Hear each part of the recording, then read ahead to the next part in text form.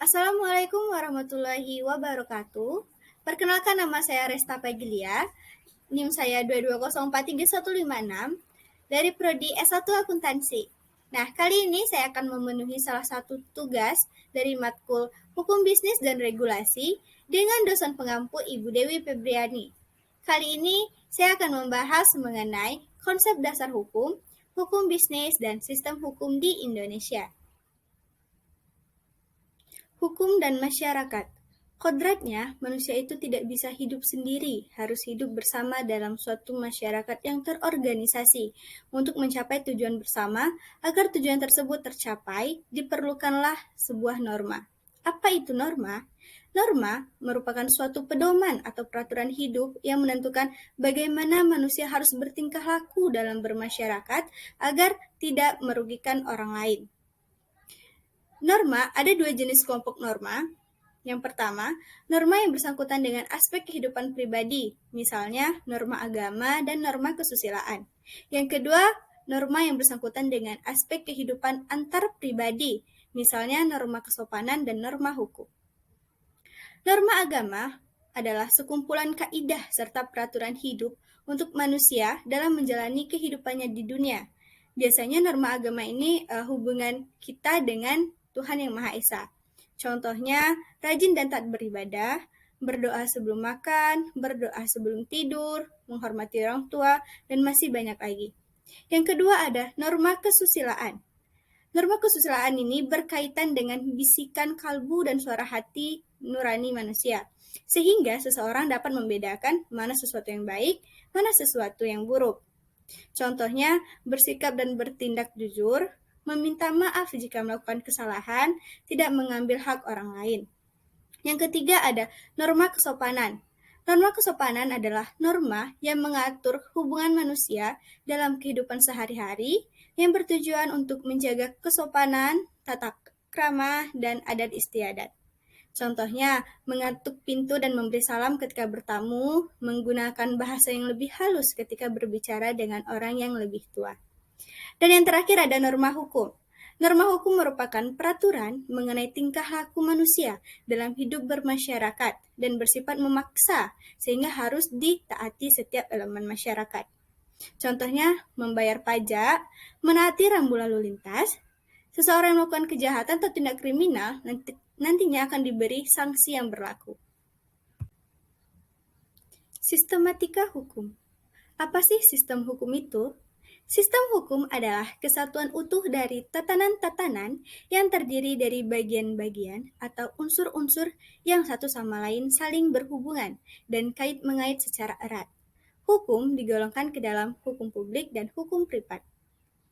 Hukum publik mencakup peraturan-peraturan hukum yang mengatur kekuasaan dan wewenang penguasa atau negara, serta mengatur hubungan hukum antara anggota masyarakat dan negara.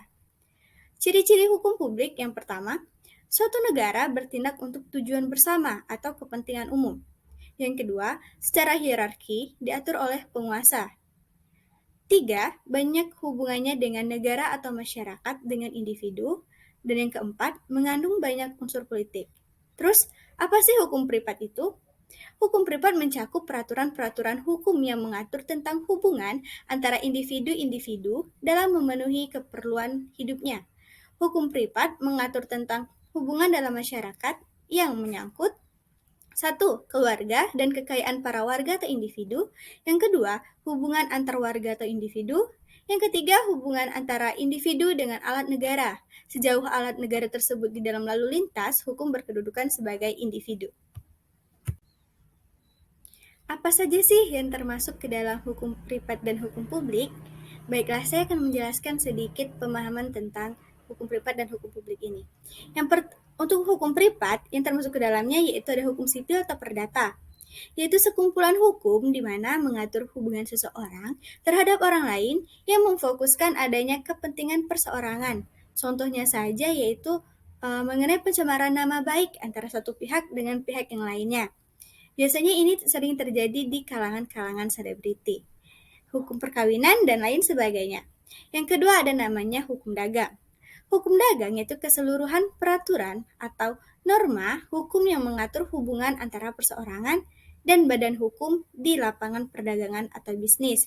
Contohnya, seorang pengusaha tas lokal yang memberi nama produk yang mereka hasilkan dengan nama merek terkenal. Beralih ke hukum publik. Apa saja yang termasuk ke dalam hukum publik? Yang pertama ada hukum pidana, yaitu suatu hukum di mana mengatur tentang mengenai adanya pelanggaran maupun kejahatan di mana berkaitan terhadap kepentingan umum. Yang kedua ada hukum tata negara, yaitu suatu hukum di mana mengatur seluruh hal yang berkaitan terhadap negara. Sebagai contohnya, adanya dasar pendirian sebuah negara, terbentuknya lembaga-lembaga negara, terbentuknya struktur kelembagaan, hubungan hak, serta kewajiban terhadap hukum dan yang lainnya. Yang ketiga ada hukum administrasi negara, yaitu suatu hukum di mana mengatur mengenai sejumlah tata cara pelaksanaan tugas. Sebagai contoh, hak serta kewajiban terhadap sejumlah kekuasaan alat beserta dengan perlengkapan negara tersebut. Dan yang terakhir ada hukum pajak. Hukum pajak adalah kumpulan aturan yang berisi peraturan hak serta kewajiban maupun hubungan wajib pajak dengan pemerintah sebagai pemungut pajak. Oke, selanjutnya saya akan membahas mengenai hukum bisnis. Apa sih hukum bisnis itu? Hukum bisnis adalah keseluruhan dari peraturan-peraturan hukum, baik yang tertulis maupun tidak tertulis, yang mengatur hak dan kewajiban yang timbul dari perjanjian-perjanjian maupun perikatan-perikatan yang terjadi dalam praktik bisnis. Apa sih fungsi dari hukum bisnis ini? Yang pertama, sebagai sumber informasi praktis. Yang kedua, memberitahu hak dan kewajiban seorang bisnis. Jadi, dengan mempelajari hukum bisnis ini, para pembisnis harus mengetahui apa saja yang boleh dilakukannya, apa saja yang tidak boleh dilakukan oleh seorang pembisnis.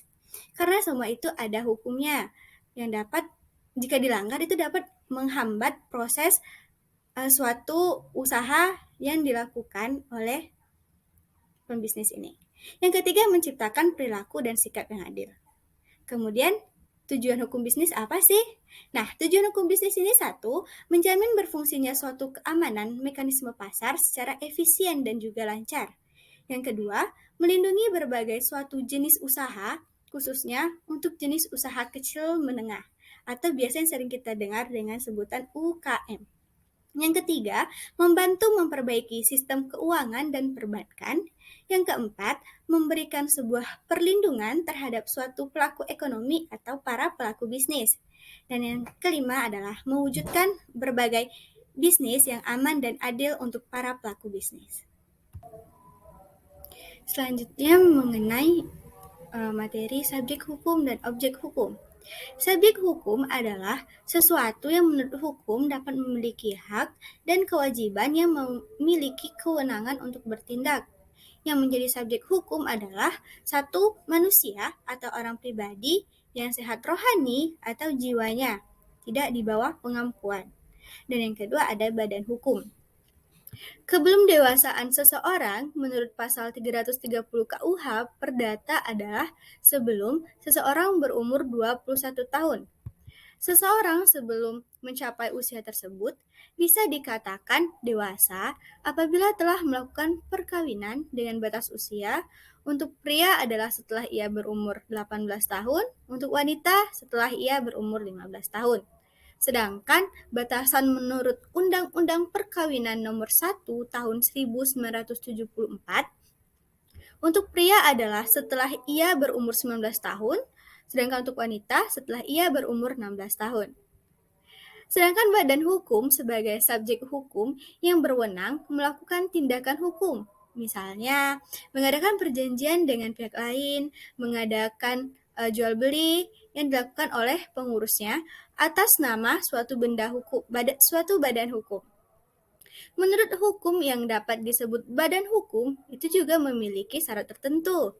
Misalnya perseroan terbatas atau PT di mana akta pendirian perusahaannya harus disahkan oleh Menteri Hukum dan HAM serta diumumkan melalui lembaran berita negara. Sedangkan badan hukum lain itu disahkan menurut ketentuan badan itu sendiri, misalnya yayasan. Menurut ketentuan Undang-Undang Nomor 16 Tahun 2001 tentang yayasan. Terus, apa sih objek hukum itu? Objek hukum adalah segala sesuatu yang bisa berguna bagi subjek hukum dan dapat menjadi pokok suatu hubungan hukum yang dilakukan subjek hukum. Biasanya dinamakan benda atau hak yang dapat dimiliki atau dikuasai oleh subjek hukum.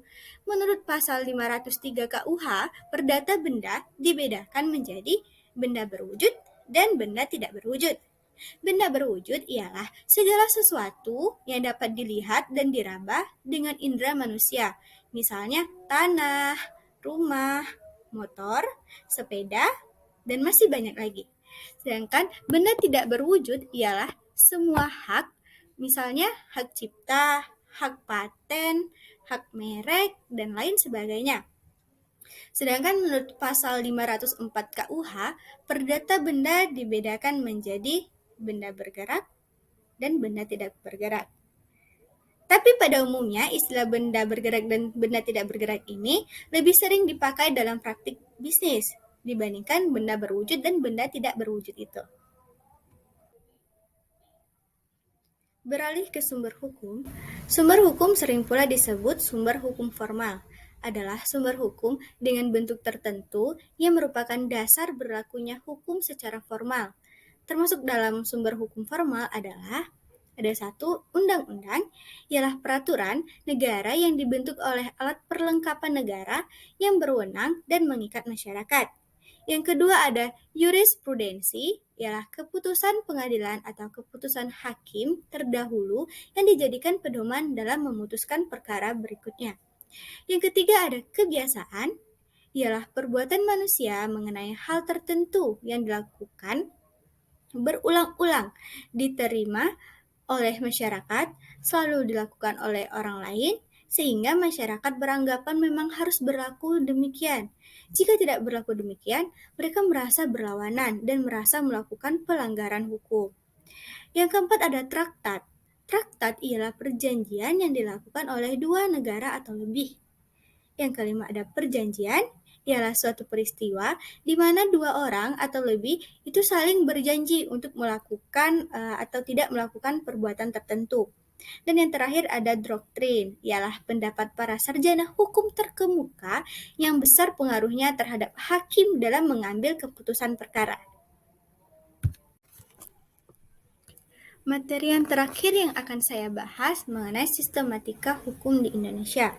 Sebelumnya, apa sih hukum itu? Hukum adalah undang-undang yang dibuat dan ditegakkan melalui lembaga sosial atau pemerintah untuk mengatur perilaku masyarakat. Hukum yang ditegakkan oleh negara dapat dibuat oleh legislatif kelompok atau oleh seorang legislator tunggal yang menghasilkan undang-undang, oleh eksekutif melalui keputusan dan peraturan, atau ditetapkan oleh hakim melalui presiden. Adapun tujuan dari hukum ini, satu, kaidah hukum memiliki tujuan untuk melindungi kepentingan manusia. Yang kedua, mengatur hubungan antar sesama manusia agar terciptanya ketertiban. Yang ketiga, hukum melindungi kepentingan manusia, baik secara individu maupun kelompok. Fungsi hukum, yang pertama, sebagai sarana pengendali sosial sebuah sistem yang menerapkan aturan-aturan mengenai perilaku yang benar. Yang kedua, sebagai alat ketertiban dan keteraturan masyarakat. Yang ketiga, sebagai sarana dalam mewujudkan keadilan sosial. Yang keempat, sebagai fungsi kritis. Yang kelima, sebagai alat untuk membersihkan masyarakat dari kasus yang mengganggu masyarakat dengan cara memberikan sanksi baik pidana, perdata, administrasi, dan sanksi masyarakat. Unsur hukum, satu, hukum adalah peraturan yang mengatur tingkah laku manusia dalam suatu pergaulan di masyarakat. Yang kedua, peraturan dibuat oleh badan-badan resmi yang berwajib. Yang ketiga, peraturan bersifat memaksa. Yang keempat, sanksi tersebut terhadap pelanggaran yang dibuat adalah tegas. Nah, peraturan bersifat memaksa ini yang menjadikan hukum itu wajib ditaati. Nah, dalam kehidupan sehari-hari, seringnya kita mendengar kata-kata aparatur hukum. Apa sih aparatur hukum itu? Aparatur hukum adalah mereka yang memiliki tugas dan fungsi penyuluhan hukum, penerapan hukum, penegakan hukum, dan pelayanan hukum. Aparatur penegak hukum yang terlibat dalam proses tegaknya hukum itu dimulai dari saksi, polisi, penasehat hukum, jaksa, hakim, dan petugas sipir permasyarakatan. Nah, terus ada yang namanya pendidikan hukum. Pendidikan buat seseorang yang ingin menjadi seseorang yang ahli di bidang hukum maupun mereka yang secara sederhana bertujuan menggunakan gelar hukumnya dalam beberapa tingkat, baik terkait dengan hukum itu sendiri, seperti politik atau akademi maupun bisnis. Ada yang namanya sarana dan prasarana hukum. Itu yang mencakup tenaga manusia yang berpendidikan dan terampil, organisasi yang baik, peralatan yang memadai, keuangan yang cukup, dan seterusnya. Di Indonesia sudah memiliki sarana dan prasarana penegakan hukum yang canggih. Polri, Kejaksaan, maupun Komisi Pemberantasan Korupsi atau KPK memiliki jaringan-jaringan dalam konteks infrastruktur yang mempermudah untuk mengungkap suatu kejahatan atau kasus-kasus besar. Dan yang terakhir ada yang namanya budaya hukum. Budaya hukum menjelaskan hubungan antara perilaku sosial dalam kaitannya dengan hukum. Nah, sistem hukum Indonesia itu sebagai perpaduan beberapa sistem hukum yang sudah ada, seperti hukum adat, hukum agama, dan hukum Eropa.